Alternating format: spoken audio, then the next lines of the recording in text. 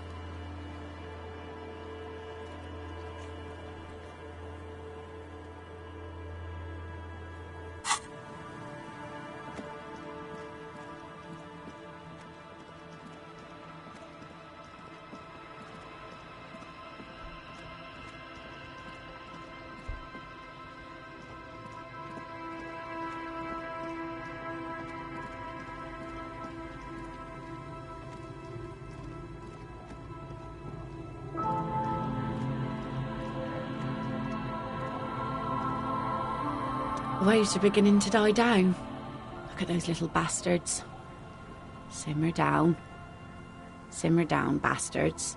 Why does she care about the waves so much? What is it with waves and fishermen? We need to be out there with them, fishing, making a living. So I asked them to accommodate me.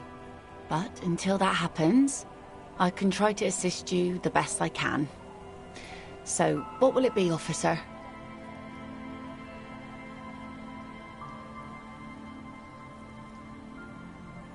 Oh, that's good to know, I guess. Why is it in the sea?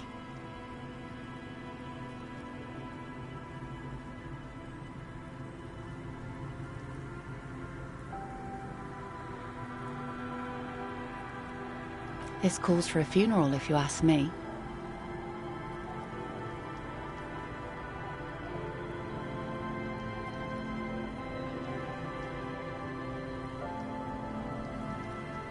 Aye. Feels deserved, don't you think? Falling in the line of duty like that and all. Why odd? Our things are a part of our life world. They're made with our human sweat and they share human history. We should care about them as we care about humans. To some extent, at least. Life world? Someone's been reading up on last century Gottwaldian philosophers. Play it cool now.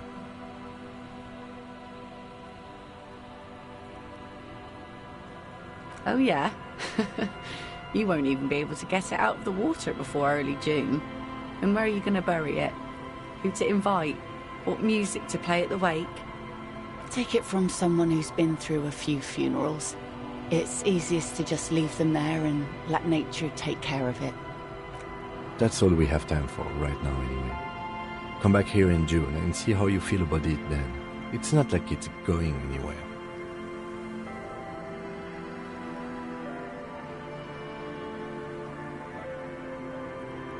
Yes, that is a pity. But for now, let's focus on the things we do get to do. Like the murder investigation, for example. You like the Capri funeral idea?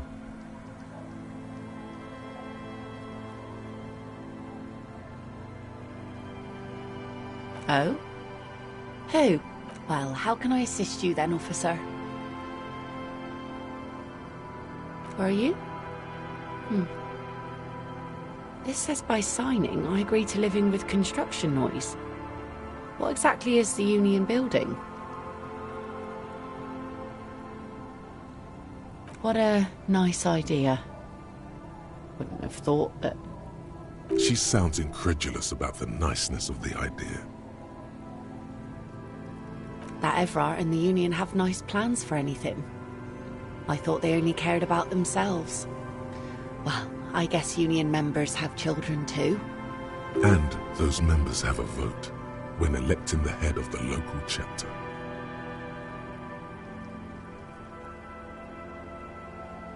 He has a pen and everything. Here you go.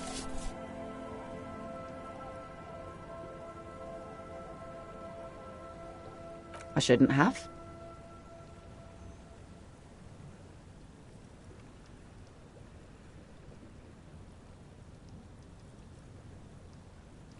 Probably, but it is a youth centre and I have children. Got to give them something else to do. They're cute and small now, but they're growing up fast. I had my first drink when I was 11 because I was so bored. Anyhow, you also need Isabel's signature. If it's a bad idea, she won't sign. You'll find she's a tougher nut to crack than me. Sound logic. Division of labor. She leaves the skepticism to the skeptic. Sounds like Isabel is the leader around here.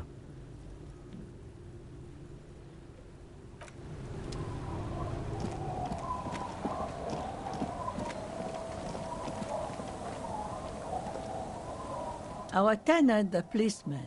I hope the waves don't keep you up at night. What can I help you with? Eh? What's this about? Come now, I can't read all this scribble. Tell me what it says.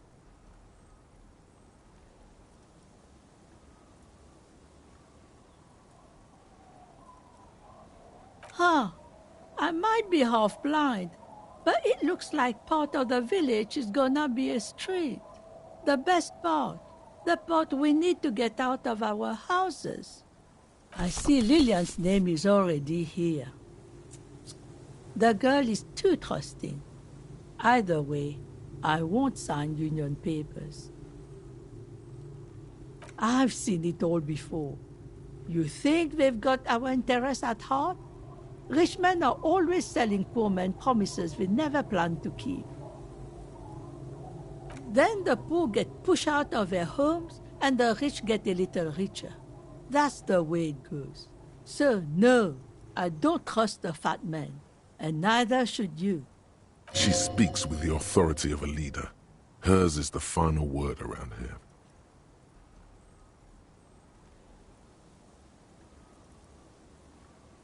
I can wash it for you, but it's going to take about a half an hour. Think you can stay put for that long? Hell yeah. I could use a breather. It's been another track and field day. Well, hand it over then, and I'll see what I can do. Must say, I'm proud of this one. It's pretty nice underneath all that filth. I hope you'll have an easier life in your hands.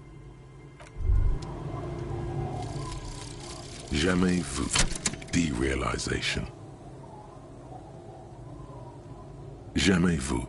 The opposite of déjà vu. Not already seen, but never seen.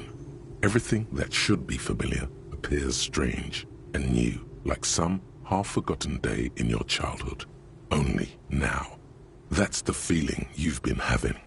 And for who knows how long. You should go and ask Joyce Messier about this. What world are we in? This is a fundamental question.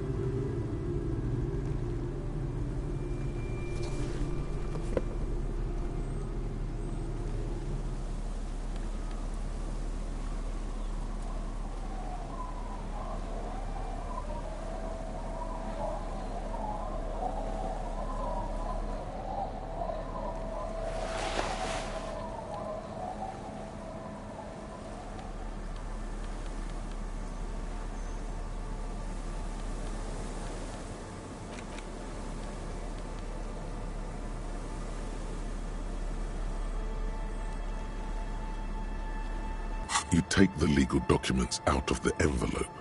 A 12 to 40 month construction.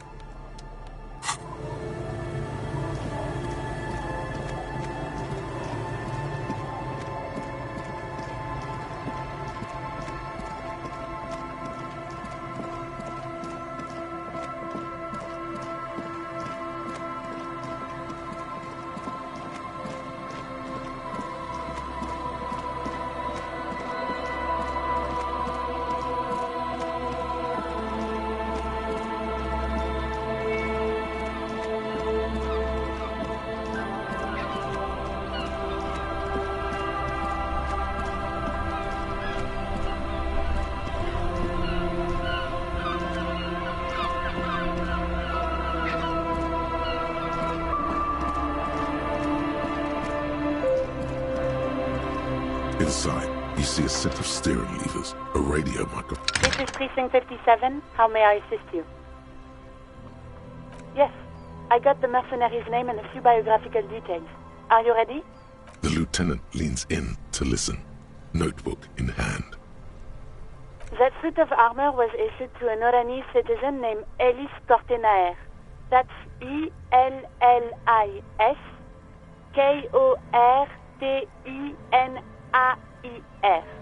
Exact date of birth, unknown. He was signed into the Lelystad County Neonatal Care Unit on 28th of February, 09. He was found as a newborn in a leaf compactor near an abandoned farm.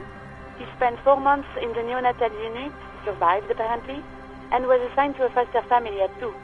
According to Klasia, Lele said his real name wasn't really his. Perhaps that's because he was fostered.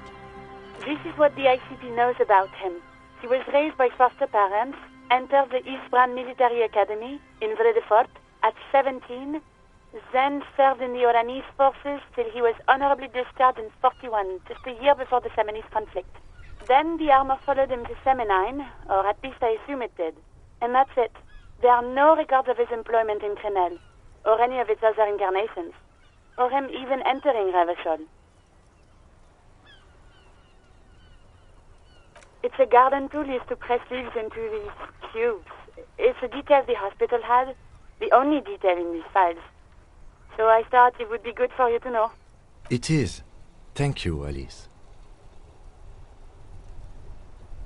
None, officer. Sorry. Even that is a small miracle. These organizations usually double-check their inventory. Thank you, Alice. Great work. No problem, Lieutenant. A compliment from Lieutenant Kitsuragi. Not bad. A name. This is very good. Ellis Kortenaer. Sometimes police work is about human dignity, about giving back names to anonymous victims. I'm glad the inquiry was helpful to your investigation, officer.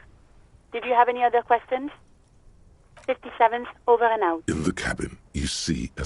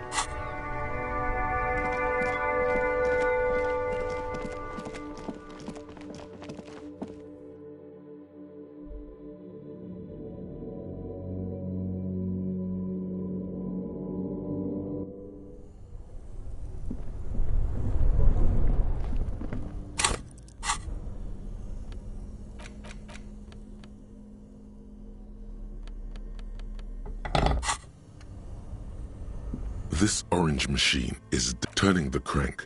It's all gone now.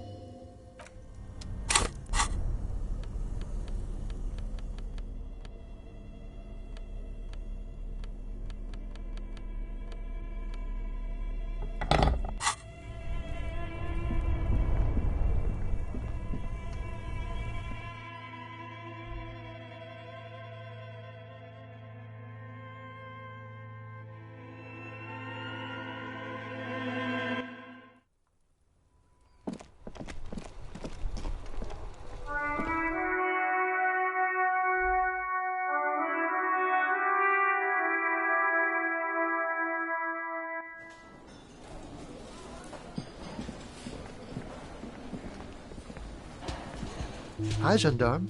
Another rendezvous. Hi. So what brings you here? Admiring the atmosphere. What about you, officer?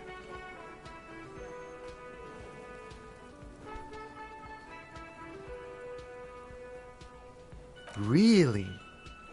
Well, I look forward to that.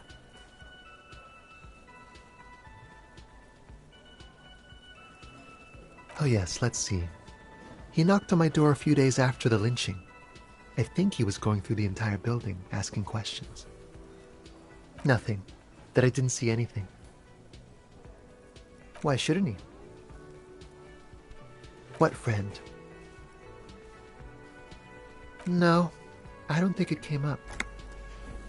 Muscular, handsome, strong, like one of those military types. Yes, but he was speaking to someone on his earpiece. Yes, you know those tiny speaker microphones that fancy security guards sometimes wear. Just reporting back whatever I was telling him. Oh, let me think. He had an accent. He sounded like one of those mercenaries. He sounded vaguely Oranese. No, not vaguely, scratch that. He sounded definitely Oranese. Sure. Anything else on your mind?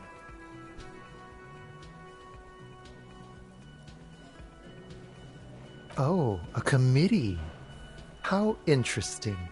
And if I may ask, gendarme, what is this committee about? He's all bemused skepticism. He doesn't actually care what you want with his friend. God, of course it is. My friend is always trying to convince me I need a little more responsibility. As though I don't have enough going on already. In any case, I would love to help. But the thing is, I don't know where he is. We don't talk about everything, you see. He might have mentioned something about making a tour of some historical sites up the coast. In an unofficial capacity, of course. Not a clue. I'm not his agenda keeper, you see. I guess you will. You did? And how did you like him?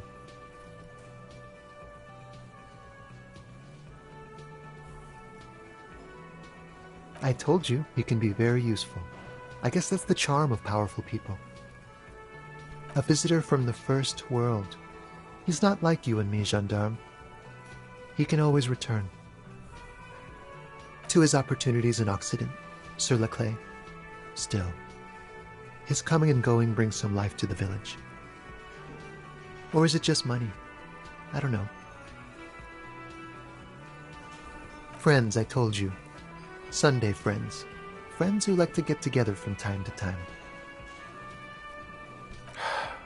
Bet he won't be there when times get tough, I guess. It is. On Sundays. He has keys. And he likes the view. To the sea, I mean.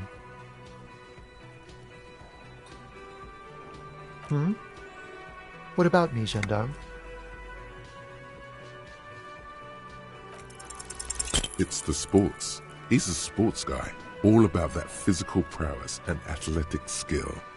Nothing else here. Bye-bye, gendarme.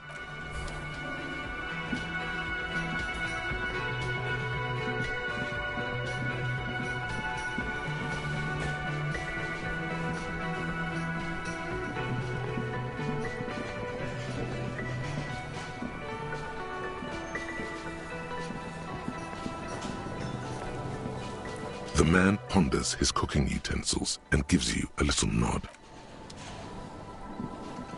You see a heavy steel. The door does not.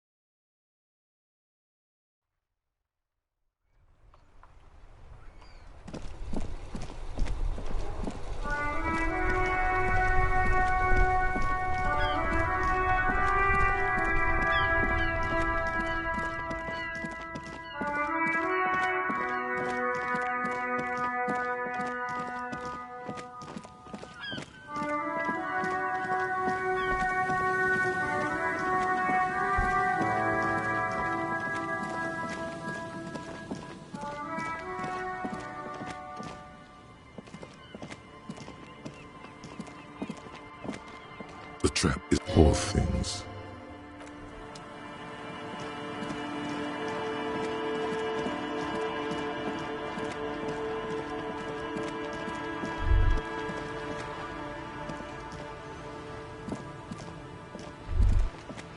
This is it, the scene of the party. The fire pit, cigarettes, and empty bottles all evidence it. Not as such. I'm talking about what came after the party scene. Looks like they were here a while, judging from all the bottles. The sunken motor carriage provided them a focal point, like a goose ice sculpture or a chocolate fountain. Looks like it.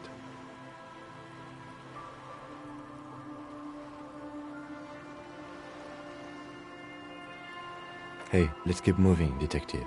Somehow, he doesn't want to dwell on it.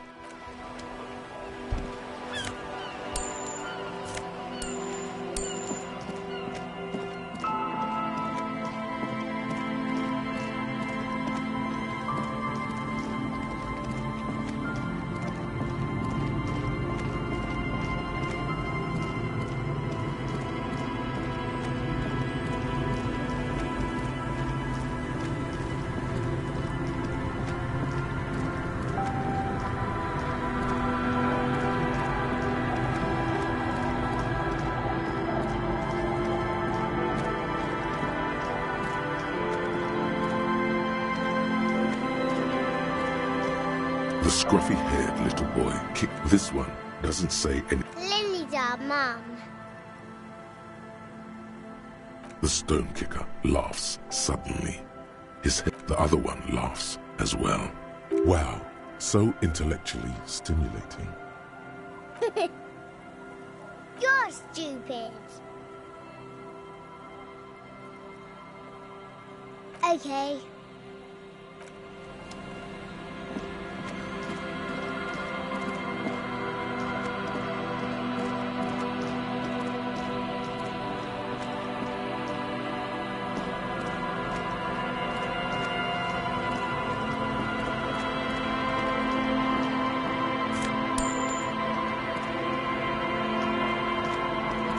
Damn cruel, Abigail. The man hiccups, then mumbles something unintelligible.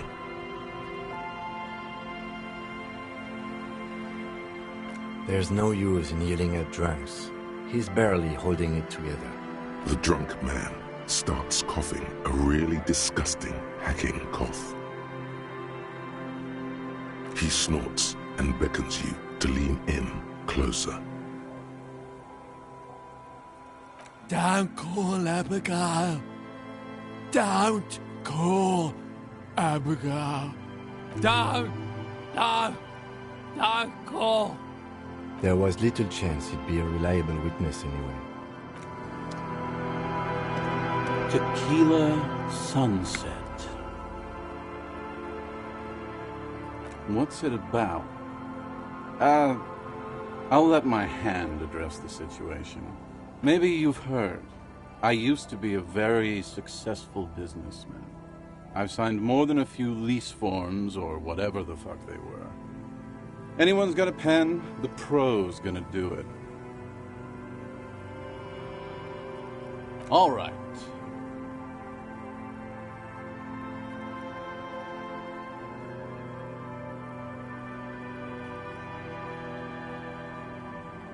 Don't know if I've mentioned it, but I used to be a businessman. And as a businessman, I am going to keep the pen. For my trouble.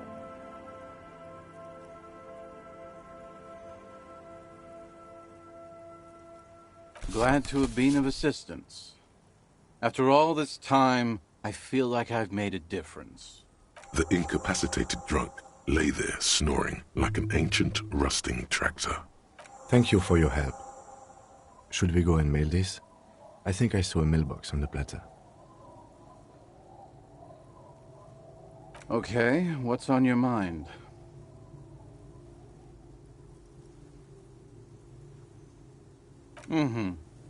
Let me take a sip to moisten up my chords.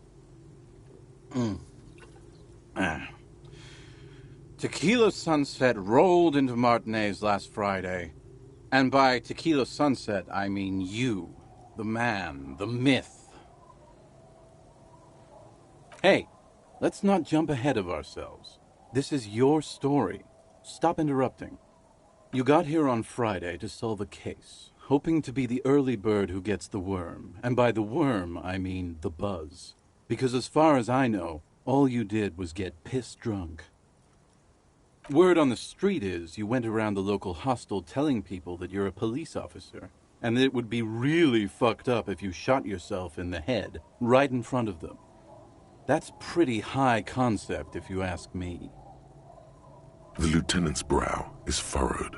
He's listening as casually as he can. Hey, man, I'm not judging.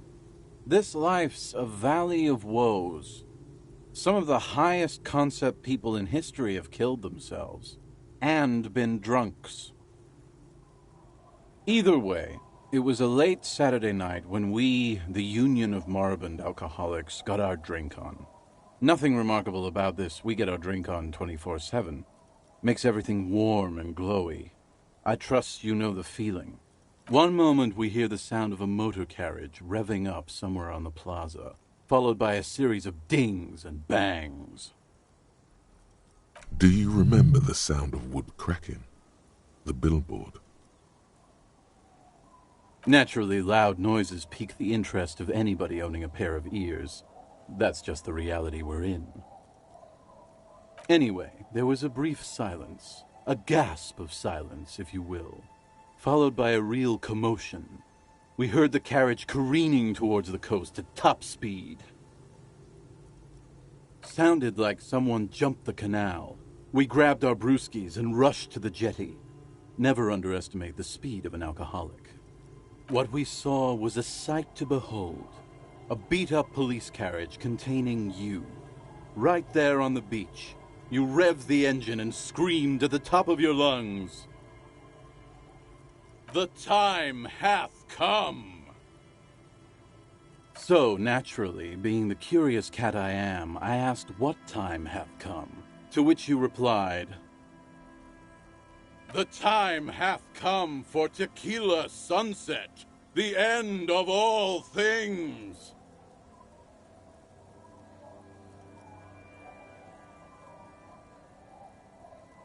After which, your reality contracted.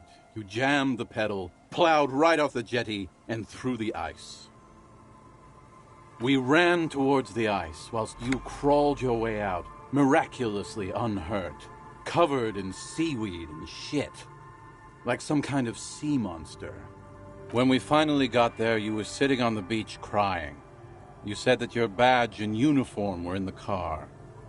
It was too late to get in there, though. The carriage had sunk too deep.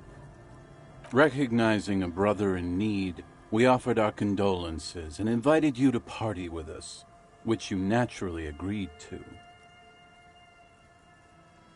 We asked about the whole Tequila Sunset thing, and you told us it was your name now and insisted that we all call you that from then on.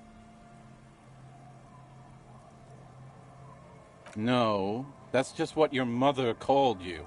Your real name is Tequila Sunset.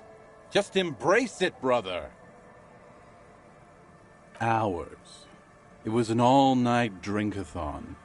Then, at some point, I think it was Sunday morning, you got belligerent and wanted to talk about Revacholian women. How they're beautiful and also whores and so on. How one of them fucked you real bad. After a short while, you crossed the event horizon, looked sullen, got up, and left without saying anything. Wow, that's quite a story. Yeah, I bet Tequila's a fucking legend around the precinct. You must be proud to work with him. If you only knew.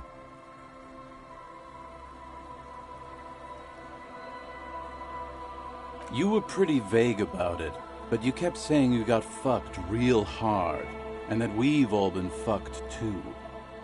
Please, Don't open that door. No one's fucked me. I do the fucking around here. Abigail! It seemed pretty painful, to be honest with you. If I had to guess, I'd say you're still working through some shit. Beside your gun and your badge, you said something about your hope or heart or something. To be honest, the details are a little hazy. In retrospect, I guess you lost your motor carriage too? That's a big one. You told us that they were a bunch of fucking losers whose main interest was cramping your style. It's more like you were cramping theirs. No specifics, though. It was more about you that night. You were the star of the show. Yeah, you said it was no biggie and that you'd solve it in no time. And that you didn't need anyone to do it. You're doing it solo now. A lot of cops go solo and hermit once they reach that level of alcoholism. It's not meant as a joke. He's sorry for the hermit cop.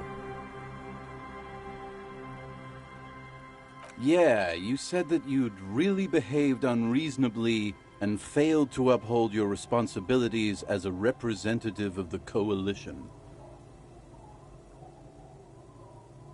You kept apologizing for being such a bad cop and for the damage you've inflicted on everyone around you. You also kept pausing to knock the heel of your hand against your temples, saying, "Stupid, stupid, stupid." It's a hard thing for a man to confront his past. That's why I avoid mine at all costs.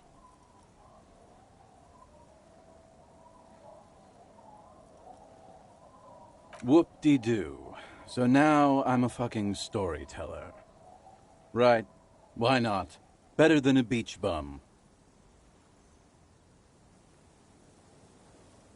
It depends, really. Are you willing to help me out? You might get scammed here. No, the reality of the situation requires a rather modest contribution. A little motivational package. Booze. Did you already forget our party? The thing I relayed to you earlier. So, have you got anything for good old idiot Doom Spiral? A bottle for a story. Seems fair to me. Not much, but it will do. Hey, Spiral Boy, you gonna share that?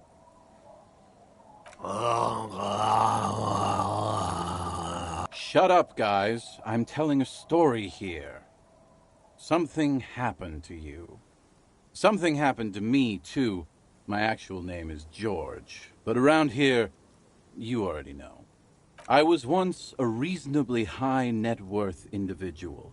A founder/junior partner at a high-concept creative services agency. When my story begins, I had just landed a major contract with an insurance firm.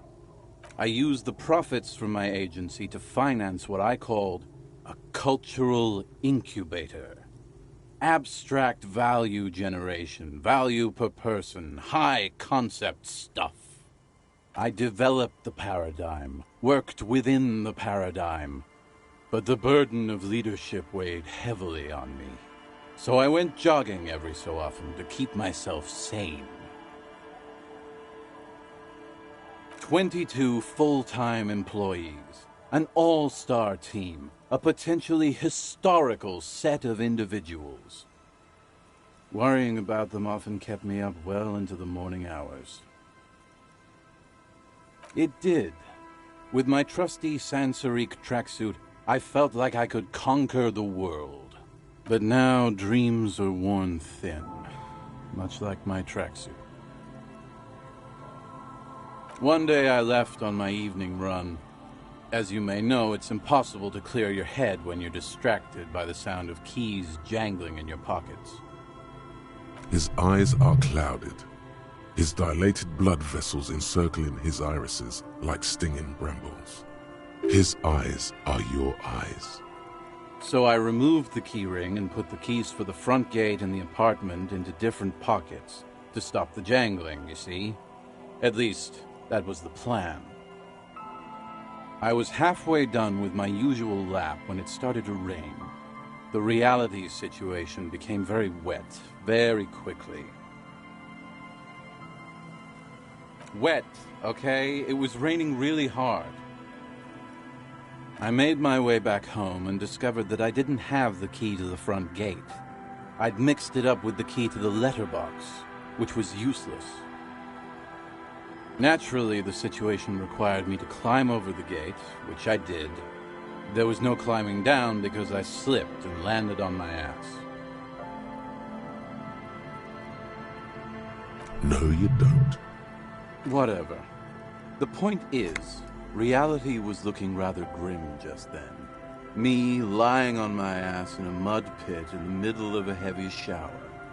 But when life knocked me down, I always got up. So I made my way across the yard. Standing in front of my apartment door, fumbling with my pockets, I realized that I'd also forgotten my apartment key.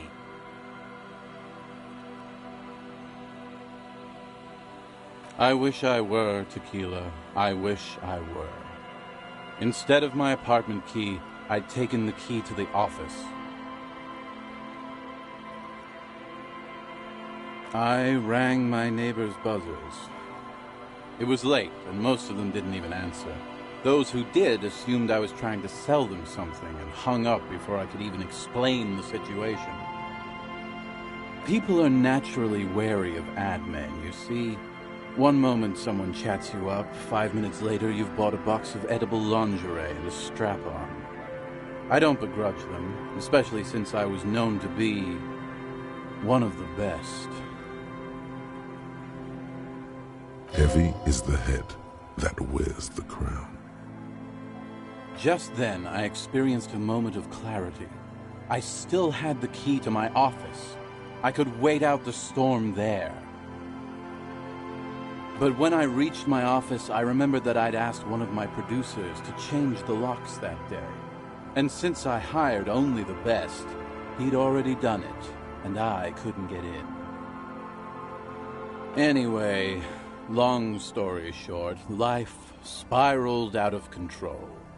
I haven't gotten into my apartment for years, and my girlfriend left me because she didn't want to date a homeless man. The company, well, you see where I'm going with this. So, now you've heard my tragic tale. What do you think? Like nothing you've ever heard, huh? Tequila, I've thought about this series of events for a long time. If there was anything else to it, I would have thought of it by now. Why didn't you go to the authorities?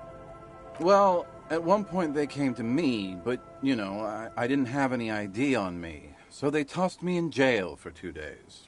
I can't say it increased my faith in the RCM. No offense, gentlemen. The hobo lifestyle definitely has some perks. Not having to pay rent, first and foremost. Not being responsible for 20 other people is nice, too. But that charm wears off pretty quickly.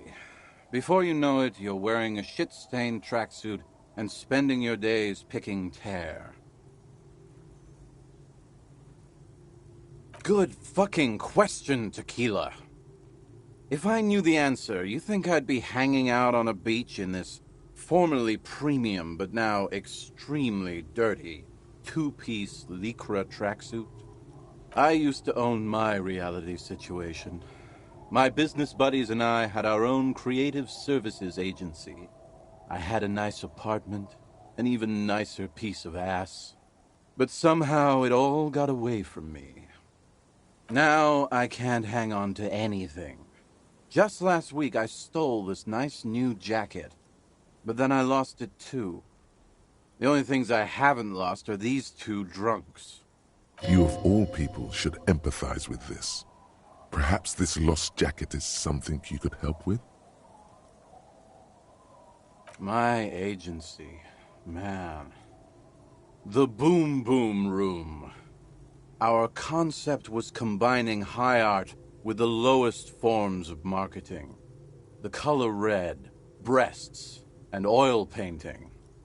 I convinced my partners to reinvest some of our profits in an even more high-concept cultural incubator called Thin Air.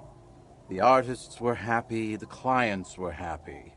I was financing a group of poets in East Revachol who were developing a new universal poetic language. But then it all went to shit. If it sounds like it makes no sense, that's because it doesn't.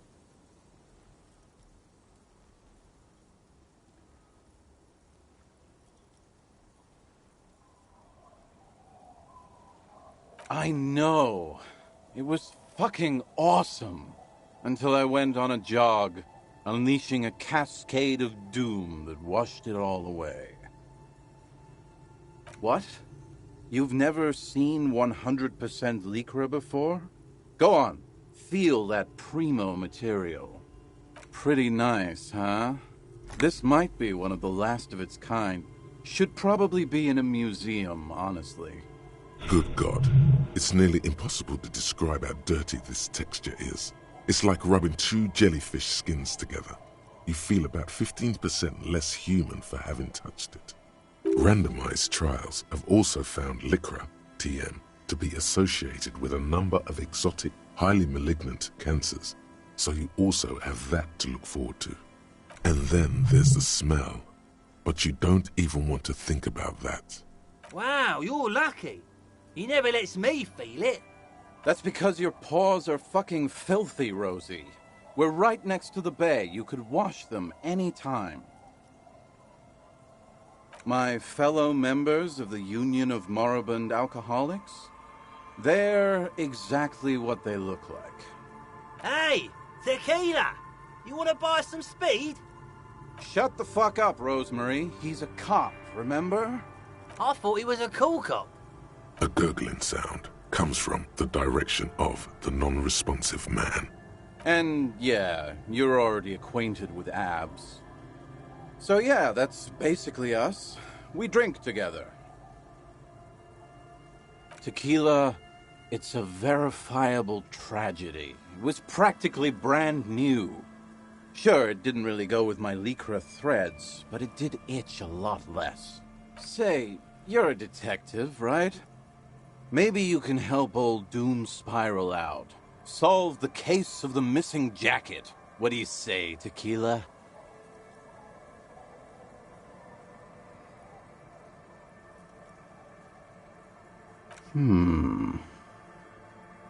Nah, this isn't it. Found? That's medium concept stuff. Totally not my style. It's a big world out there, Tequila. A lot of lost jackets in it. Don't know why you'd think this could possibly be mine. Hey, Doom Spiral. Ain't that the jacket you stole the other week? Not on your fucking life, Rosemary. What's wrong with you people? Like I'd be caught dead wearing fawn, like some low-concept bicycle courier. Tell you what, Tequila. Why don't you just hang on to that one? I'll get another jacket. Someday. At least you got a nice jacket for your troubles.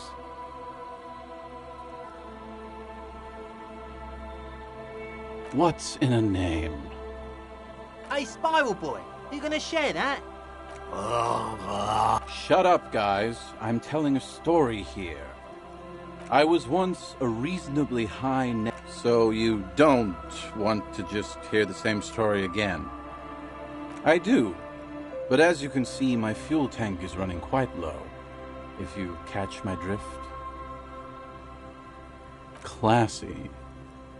The tale I'm about to tell you is an urban legend particular to Martinez.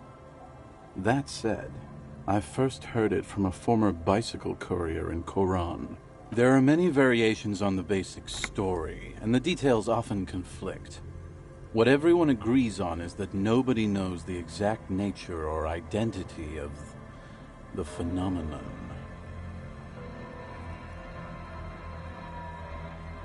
Are you telling the story of the headless... Shut the fuck up, Rosemary. Summer of 44. 17-year-old Gertrude Hett is walking home from a late shift at the harbor. It's almost midnight.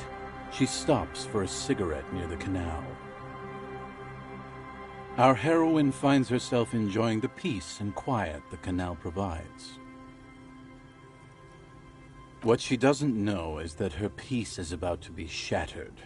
From behind her comes the clattering of hooves. Startled, she turns around, and what does she see? A headless man, wearing a fawn tracksuit, riding a horse. That's right, it's the headless fawn rider. Rumored to be searching for his legendary fawn cap that went missing when he lost his head.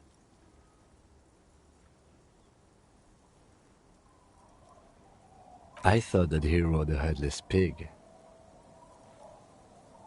Well, there are many versions of this story, the most peculiar of which has the headless fawn rider riding on the back of another headless man.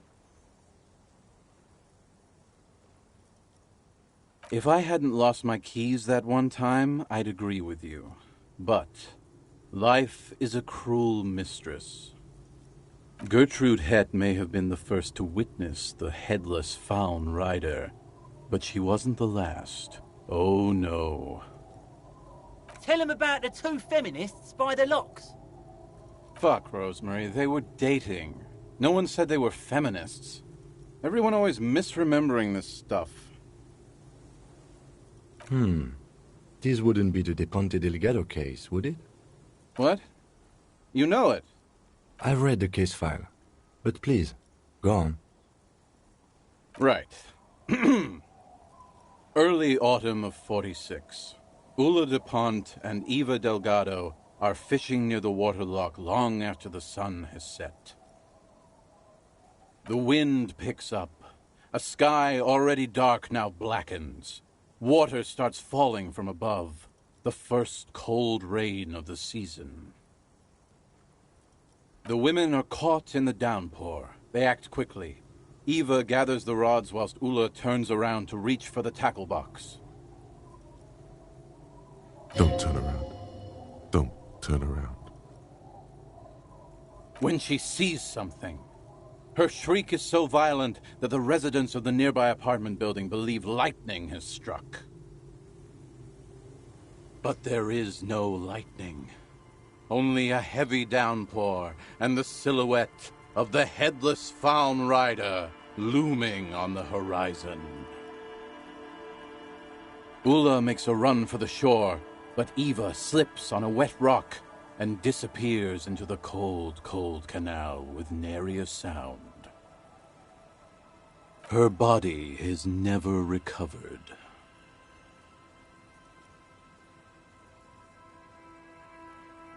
Naturally, Ulla de Ponte became the prime suspect in the disappearance of Eva Delgado. De Ponte maintained that it was the so-called headless fawn rider and that she ran, fearing for her life. During the investigation, it became apparent that there was a love triangle, the third party being some small-time businessman. I don't remember the exact details. The leading theory was that an argument broke out on the jetty and De Ponte pushed Delgado into the canal, then cooked up this stupid cover story. No, she committed suicide before she could be taken into custody. They found her in the bathroom with a rifle, her face slowly peeling off the ceiling. Not a pretty scene. Man, that's some grisly detail.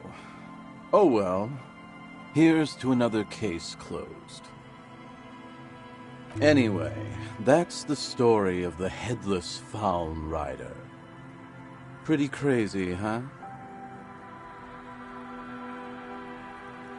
Well, Tequila, that's part of the legend. No one knows for sure. There are a couple of possibilities, though. Some say he was an undercover cop who blew his cover and got beheaded by the vicious gang he had infiltrated.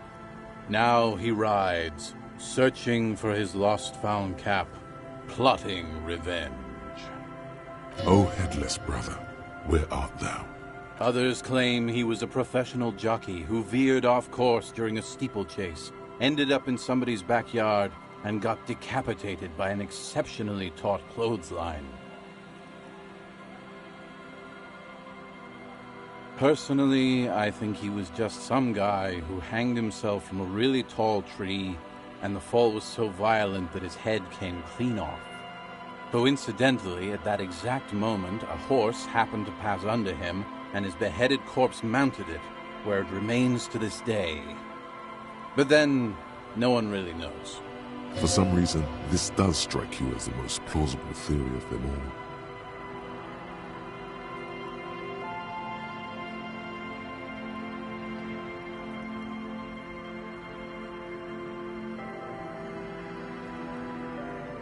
That would explain the tracksuit and his need for revenge. Not sure how the horse fits in, though. I don't know, I don't buy it. Anyway, to each his own. You want to hear any other stories? Hard to argue with that, I suppose. That's the reality situation for you. You think you got a handle on it, then blam! It throws some wild shit at you. That's why it's critical to stay well hydrated. Yeah? Why don't you go eat shit, Tequila? There's no way you know a better one than that.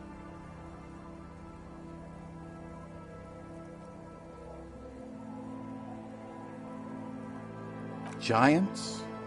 That the best you got? Give me a break, Tequila. No one knows. Some say he stalks Martinez to this day, and can be seen near the canal when the clock strikes midnight. He won't, though, because it's just a stupid legend. Aye. I saw him one night when I was right shit-faced. He? The tale I'm about to tell you, there are many... Are you telling... Shut the fuck... Our hero... What she doesn't know is that her peace is about to be shattered. What? No, I told you... The pause. With no head on his shoulders. Yes. Gertrude... Tell him about... Fuck, Rosemary, they were dating. No one said they were... What? I read the... Right. The women... Don't turn around. When she... But there is... Ula makes a run. Her body is never recovered. Word on this... Gave herself facial... That part, at least more or less. See? Anyway, that's the story of the... No one... He won't, though. Aye. I saw him one night when I was right shit-faced. I actually do have one. The strangest of them all. Do you have anything to fortify old Doom Spiral? Tell me you got some story juice. If you find any, I'd be extremely grateful. Okay, let's step aside for a second.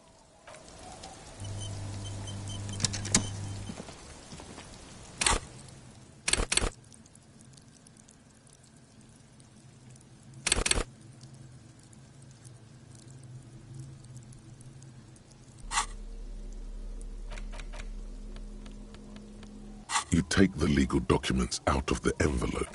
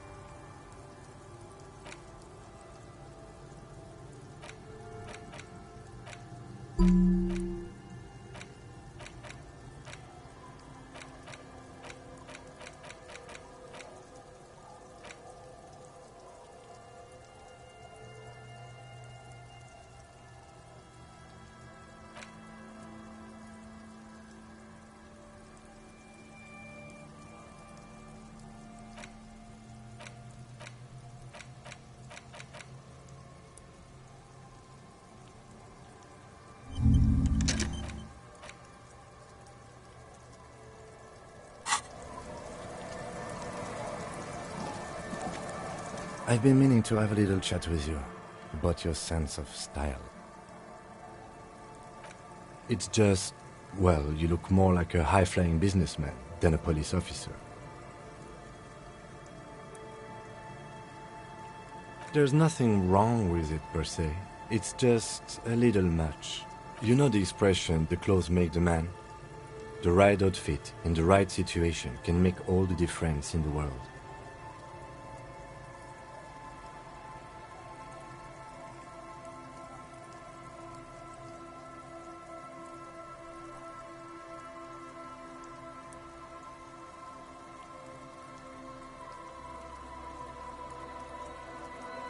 Let's not get ahead of ourselves, Detective.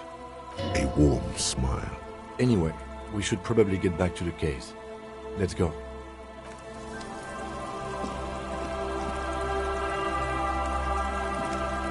The legend returns. You know the dance. Smokable smokes, pissable pilsner. Drink it, then convert it to piss. And there's spirits and speed.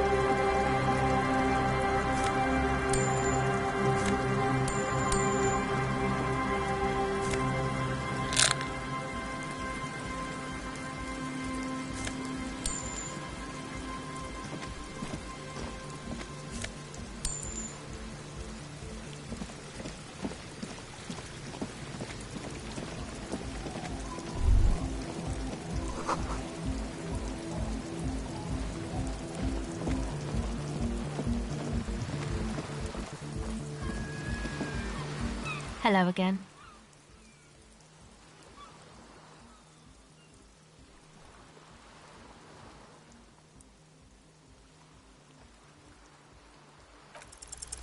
The device is still warm from her touch and heavy as a brick from the batteries inside. The company logo, Omicron, adorns its yellow plastic cover. Inside, the tape is rolling. The girl looks at the device in your hands.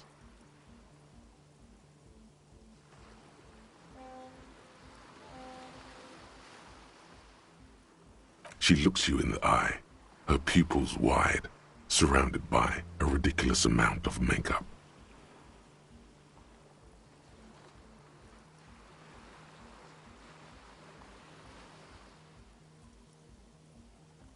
The wind howls. She remains silent. It's real. Tell her.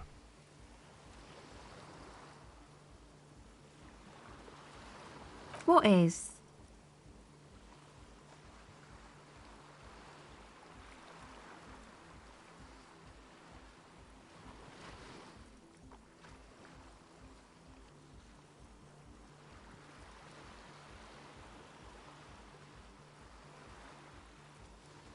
I can't believe this turned into another Mike thing. Fine. Okay, I'll stick to it. I'll knock it out in 3 rounds. Something changes between you two. She looks at you differently now. As an equal. A fellow human being. So thanks, I guess, for the psych session. Maybe I can return it. What's been eating you, officer? Come on, I can tell. But, okay. Be a boyadero about it if you want to. What is it?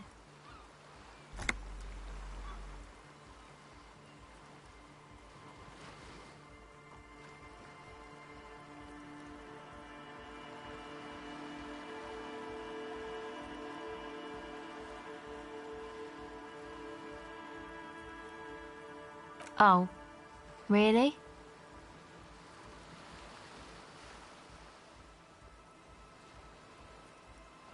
Wow, social justice really matters that much to you. That's commendable.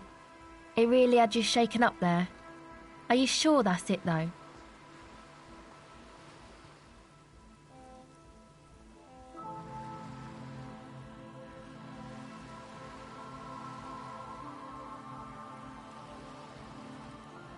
No, it sounds like you just got chick issues.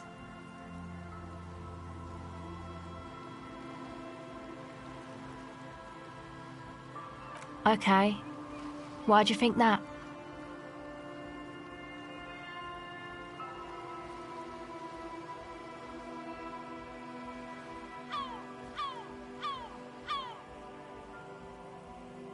There you have it then, chick trouble.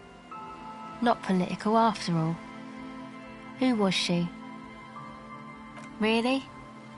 You seem to be pretty upset about this chica. Are you sure you don't remember anything about her? Wow, man. That's some pretty strange shit. Are you sure the letters were for you?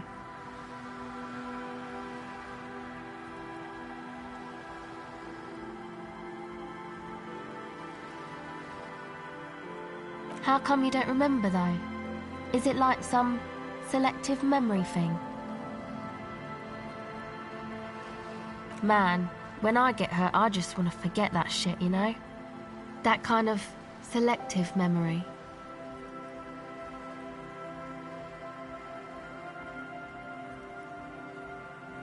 Yeah, or it might be that. This one time I did so much booze that I forgot too. It's obvious she's done more than booze. Or it might just be some psych bullshit, you know? Königstein wank. You know, the psych thing they've got going on there. Rich people like it. People in Königstein are mostly rich.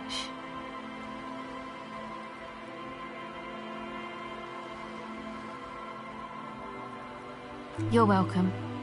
Might be for the best to keep that shit forgotten though. Just my opinion. If it itches, don't scratch. Yes, but it itches really, really bad.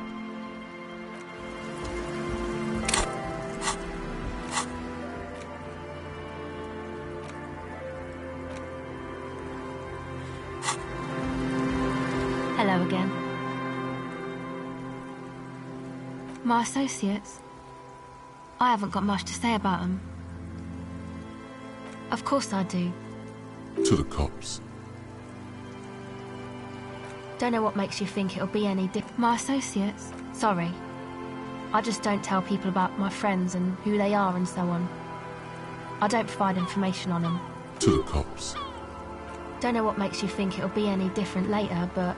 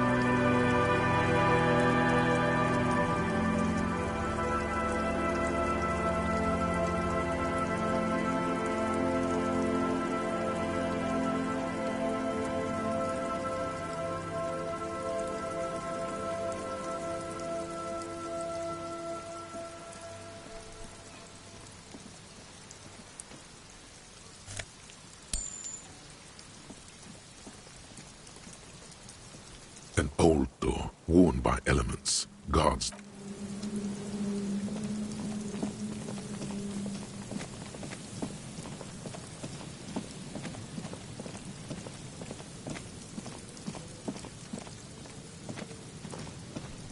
Just dead and dying locusts. Poor thing.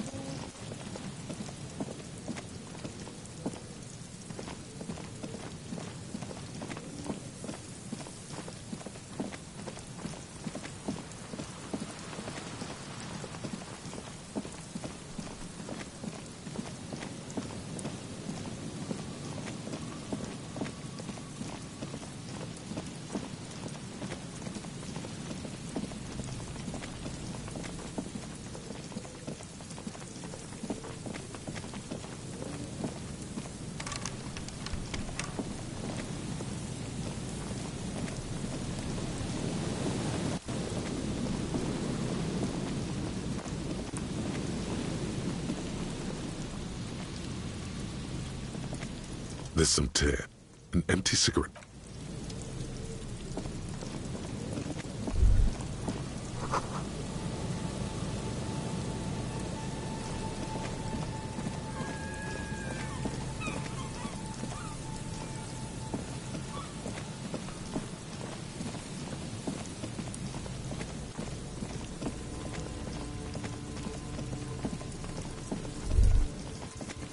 The remaining windows rattle from a strong gust of wind. They're covered in a thick layer of grime. They must have been like this for 40 years. Dripping water falls from a high place. All you can see is the shadow of a collapsing staircase. There's rust and corrosion on the bars. They're foaming with it. And a small layer of white salt from the sea. No. I won't even try. You know, I had a partner once. They called him Eyes, because he had to show me things. It's that bad. Well enough, actually. It's odd how that works. I'm no sharpshooter, but I passed my shooting courses 7 out of 10.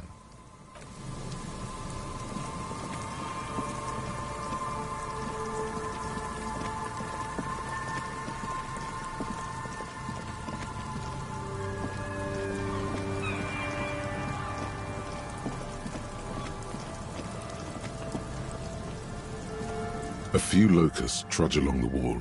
Poor things.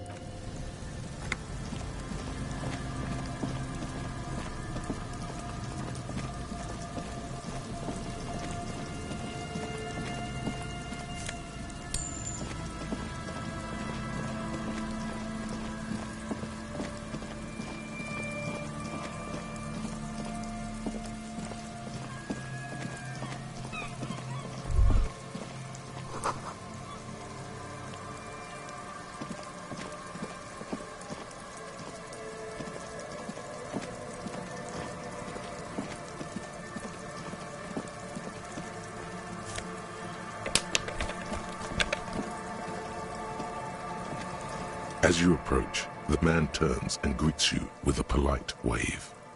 He appears completely at ease, like a common holidaymaker. Ah, super. It's the officer. I was not expecting to run into you again, but things have a funny way of turning out, no? What brings you down to the scenic Martinez coast? Well, that's très simple. I was visiting the fishing village just north of here. They have applied for a series of microloans to revitalize the old market. And, well, I wished to see the situation firsthand. And then, well, I had some extra time on my hands, so I decided to stroll down here. It's quite peaceful, isn't it? Really? Here? How can you be sure? Ah? Is that what those pockmarks are? I might have guessed. Fascinating how much history is contained right here, if only one knows where to look for it. You feel like there's something you could say here, if only you really knew what was going on. Ah bon? I'm all ears, officer. My friend, if it's la responsabilité you're after, I have good news for you. There's no need to form such a committee, because it already exists. The Comité de Responsabilité de Revachol. It acts as a sort of clearinghouse for coalition activities. To put it simply, they are the ultimate arbiters of la responsabilité in this part of the world. Yes, this is just the sort of reasonable authority you're looking for. I would offer to connect you with the committee myself, but alas, I am not actually in Martinez. What? Where is he then? He's speaking figuratively. He means he's not in Martinez in his official capacity. Précisément. Officially, I am still in La Delta, preparing for an upcoming conference on fuel oil derivatives. That's why it would be extremely irregular, or potentially even inappropriate for me to intercede with the committee concerning a district I'm not officially in. Yes, you've made your persistence quite clear.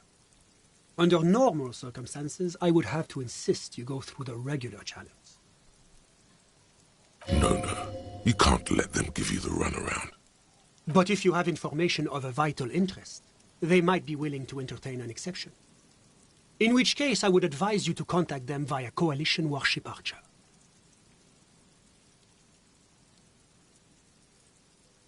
You see, in addition to being an airborne artillery platform, Coalition Warship Archer is also the linchpin of the Coalition's surveillance and communications infrastructure in Revachol.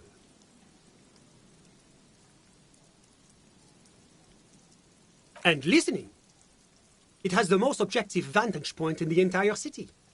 Not to mention a vast array of radio, photographic, and meteorological monitoring instruments.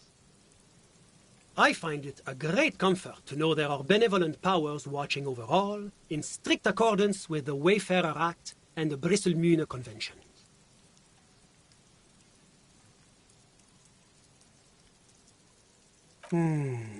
This is quite the problem. Very tricky. Of course, the Archer has orders to fire on any unidentified aerostatics that might approach it, so it might be safer to get in touch from the ground. But in that case, you would require a radio transmitter capable of broadcasting on coalition frequencies. And that kind of technology naturally isn't typically available for non-coalition use. Yes, it is a bit of a conundrum. I suppose there might be some way to circuit bend your way onto those frequencies, but you'd have to be one of those techno-tinkerers to do it. Unfortunately not, no. I don't have the pleasure. I am merely a representative of the coalition government, not very well versed in technology. But you... Sounds like something that programmer we met in the church might be able to help with. Let me just say that I have complete confidence in the RCM. I'm sure you'll figure something out. Always my pleasure to be of assistance to the RCM. Godspeed, and if we don't meet again, bonne chance.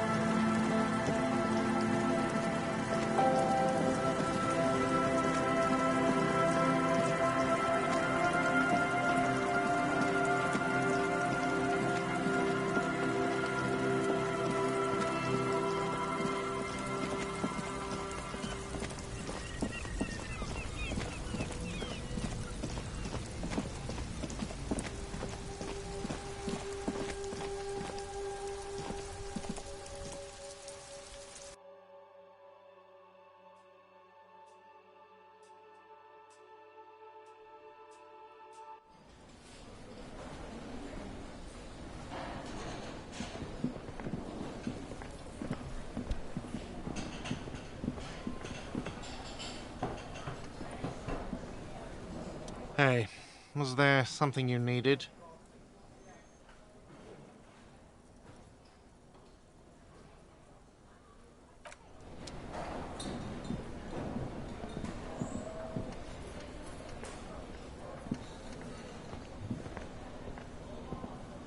The stage is all set up for your performance. Feels silent.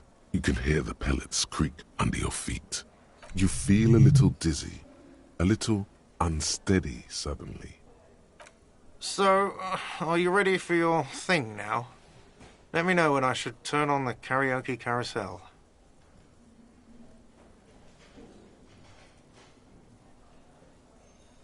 Immediately, a loud feedback noise startles the room.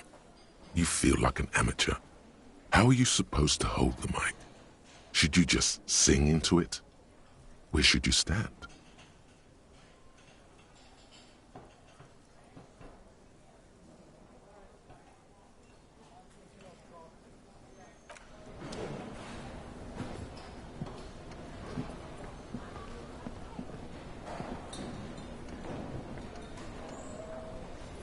The stage is all set up. You feel... So, are you ready for your thing now? Let me know when I should turn on...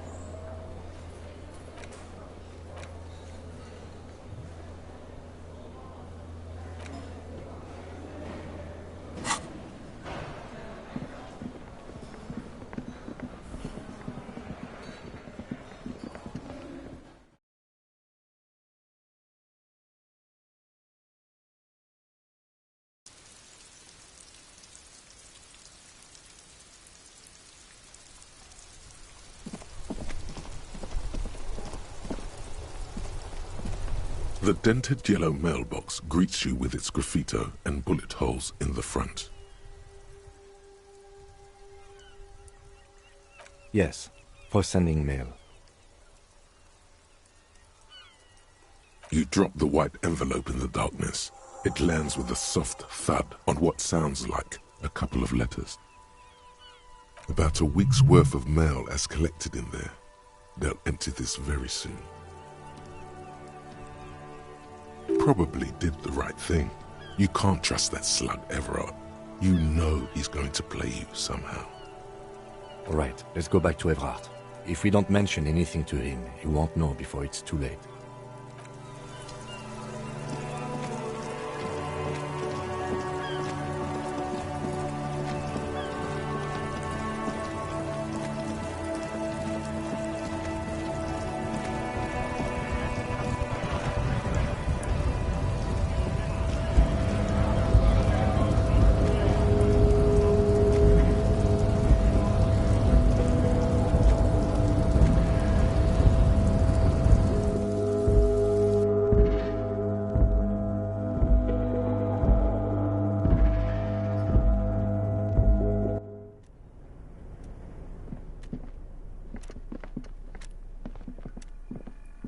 An imposing combination of a punch clock and a payphone is looking down at you from the wall.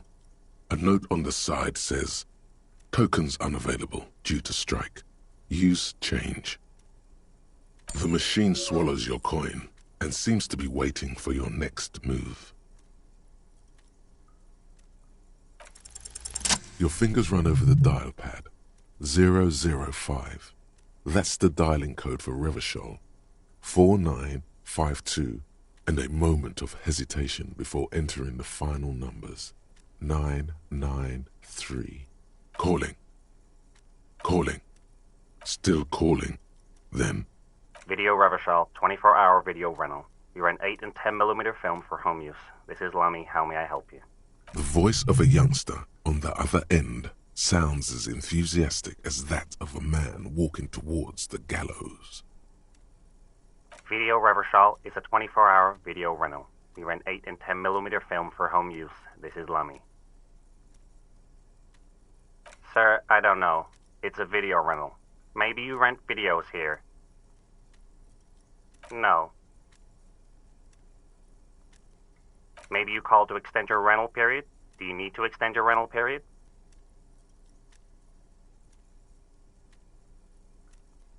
Let me fire up the machine. Dubois. Dubois. Here we are. You haven't rented anything in 5 years, but you still have a copy of Blue Ocean Hell from November 46. Whoa, not a fun film, that one. It's not an easy watch. After the death of his daughter and subsequent divorce, Ziemsk immigrant Egidius Wojcik tries to come to terms with the onset of dementia. No wonder no one's been missing it. Still, it would be great if you could return it to us. We're on the corner of Voyager and Main. The call is terminated by the other party. You're left with the discomforting sound of the disconnect tone.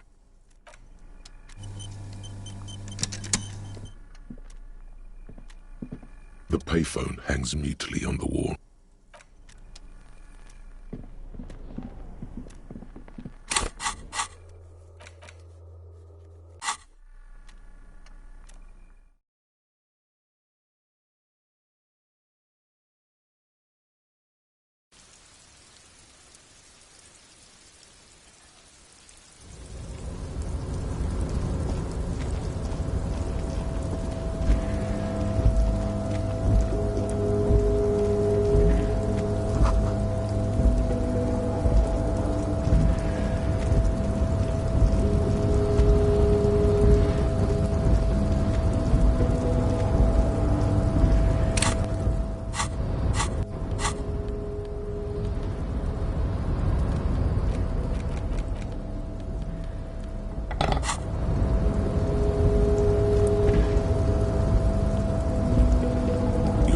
Before the cargo container. It's...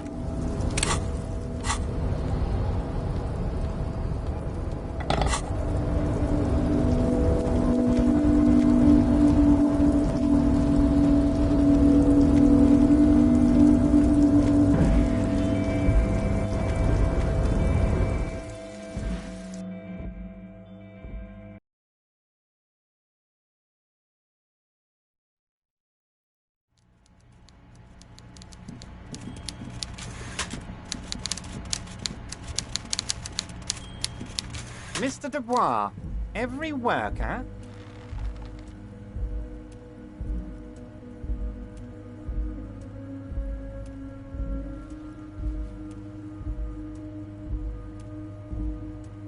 That's right, Mr. Dubois. I see the socialist democratic fervour now burns in your heart, too. How can I help you today?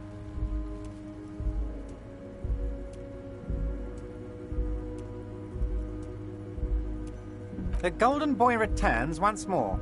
Wonderful. Simply wonderful, Harry. Of course. I already knew this. My friend, the mailman, confirms the letter is on its way. You've done a great thing today. You've given the children of Martinez a real future, Harry, and I feel I can finally trust you now. You're in my inner circle. You too, Mr. Kitsuragi. We can talk about anything. The strike, the murder, your lost gun. Nothing is off the table. Judging from how happy he is, it looks like you did it. He doesn't appear to suspect trickery. Well done, sire. By guile and deceit, you're in.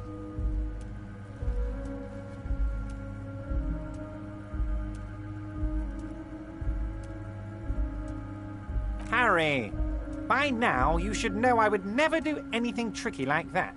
However, if the construction noise and limited street access makes some people consider moving, well, Let's just say there'll be freshly renovated buildings near the roundabout where those poor people can finally enjoy a significant uptick in quality of life.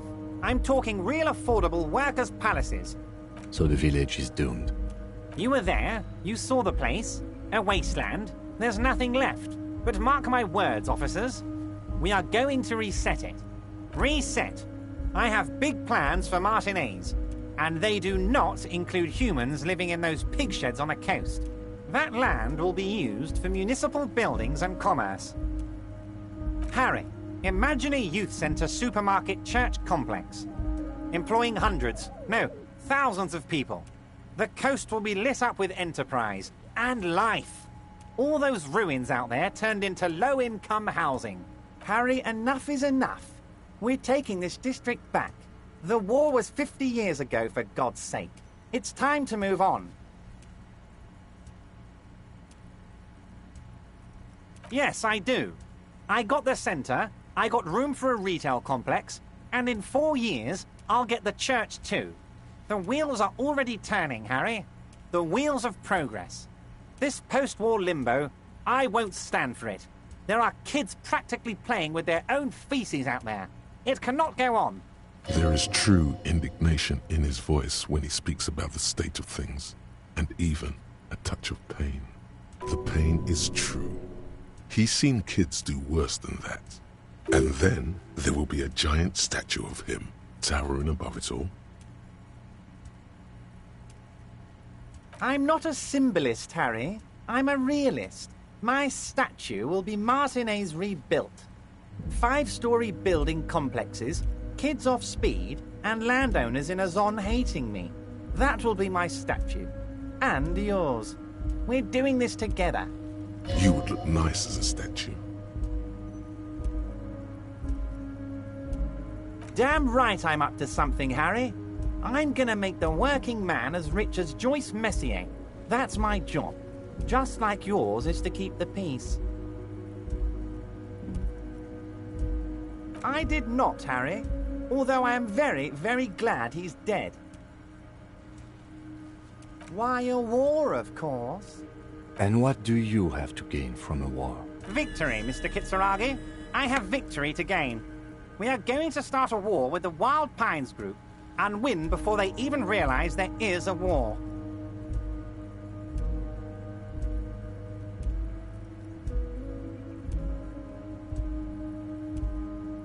I have. It's a great story, Harry. Did you also know how the bee colony kills the giant hornet? They swarm and blanket it entirely until it suffers a massive heat stroke and dies. He crosses his hands contently, thinking of the interior temperature of the wasp rising. Harry, we outnumber them 1,500 to 1, and that's just Martinez. With all the unions in Revachol, and with public opinion on our side, we can hold off 2 men, or 15 men, or even 50 men. The more they send, the worse it's going to look for them. They made a huge mistake hiring those guys. No one likes foreign mercenaries. The leftists hate them, the fascists hate them, even the moralists think they're in bad taste. Harry, there is no strike, only war. Class war. Or, in business terms, a dawn raid. Or wait. Is that when you still pay them something? Because we won't do that. We're not going to give nothing. We're going to take Terminal B away from them. The roads, the gates, the containers, that big crane, even the damn coffee maker. We're going to take all of it for the people, and fuck Wild Pines. The word fuck rings like a gunshot from his mouth. He doesn't swear often. So that's why you haven't let Joyce in? Yes. It's also why I let that midget Gaumont go. He's too nice. I can't put him through this. Plus, he knows how to get in here. That woman can't tell her tits from her arsehole. She has no chance. Because we're friends, Harry. Besides, it doesn't matter now. You can go tell her if you want. It won't change the course of events. We have a significant head start. It's already happening.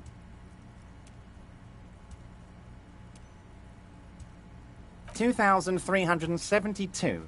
Plus yours truly, of course. 2,373 is a sizable contingent for a labor organization in Revachol. And they're all well motivated, at least the ones you've seen.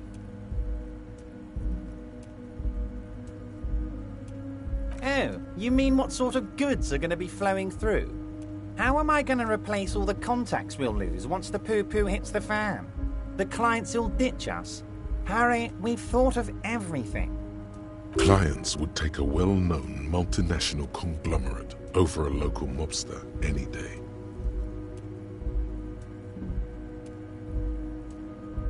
Sure, some will go, but mark my words. The company will be unpleasantly surprised to see how many of them stay loyal to Martinez and to the new competitive contracts we can offer. With renewed zeal sparked by communal ownership, the men will be shipping those containers double time. You'll be surprised to see how fast things go without parasites latching on. We'll have our hands free to pursue bold, exotic new revenue streams. Haven't you seen the crates outside, Harry? There's all sorts of fun stuff inside them. I mean, heck, this one has you and the lieutenant, me, and my novelty swordfish clock. You should definitely come back here and ask again if you learn more about the Union's dealings. There's something he's not telling you.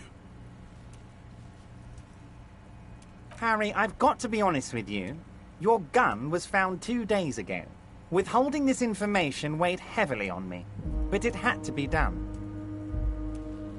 An old woman has it, and let me tell you, Harry, word on the street is she's a character, so watch out. This must be the woman who bought the gun from Roy, the one he described as terrifying. Yes, the same one. I see you've done your research. The pawn shop made the gun easy to track. Crazy stuff, Harry. Selling your gun like that? Wild. Anyway... Union Boy's gonna help you fix it. He winks at you. Don't worry, Harry. The neighbors of this old woman contacted my men because they trust me and the Debardeurs Union. Apparently, she was waving it around at the entrance to her building. Waving the gun around doesn't sound good. None of this does. As I said, she's a character. I didn't have time for details. It sounds like she's unstable, but don't worry. No one got hurt. Unfortunately, I don't know anymore. You're gonna have to go in blind, Harry. But she's an old lady. How dangerous can she possibly be? Oh, and she calls herself the Pigs. There it is again. The Pigs. Like Roy said, not good at all. I, for one, find it refreshing. Finally, someone calls themselves a pig. It actually sounds extremely bad, but let's not give him the satisfaction. I already have.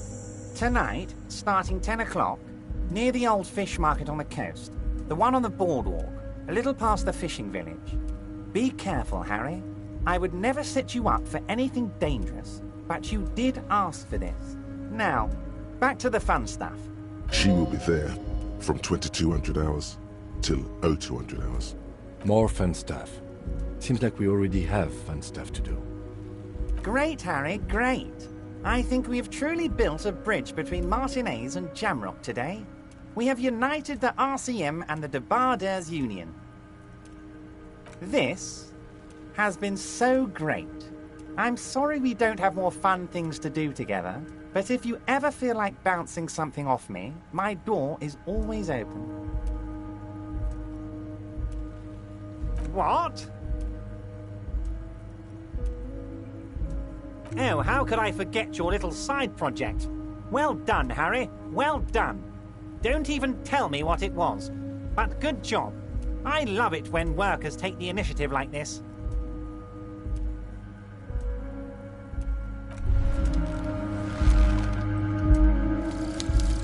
Wasteland of reality. Congrats, you're sober. It will take a while for your body to remember how to metabolize anything that isn't sugar from alcohol. So you're going to be pretty ravenous soon. Eat plenty. You can expect your coordination and balance to improve in a couple of weeks. In 2 months, you might start sleeping like a normal person. Full recovery will take years though. It'll be depressing, and it'll be boring.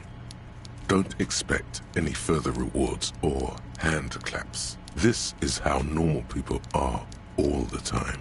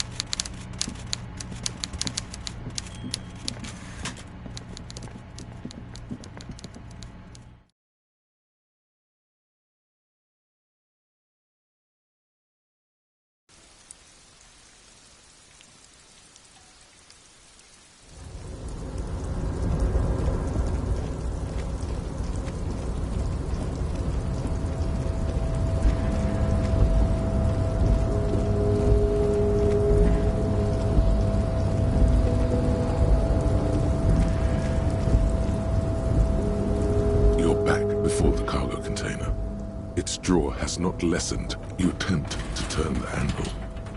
To your left, the lieutenant considered